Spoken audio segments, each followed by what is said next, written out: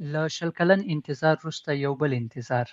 د ننګرهار چارواکي او خلک د امریکا له زندان څخه د آزاد شوي افغان بندي خان محمد د راتګ انتظار کوي.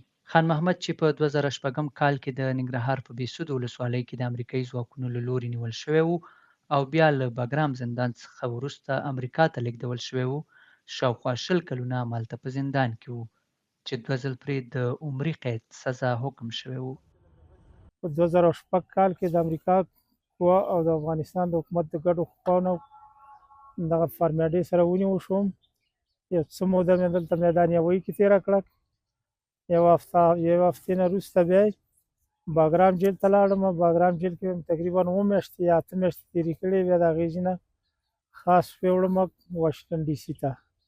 یو څه موده مې واشنګټن ډي سي کې تېره کړه، تقریبا 18 میاشتې یا 10 میاشتې، ذهن ته مې نه راځي.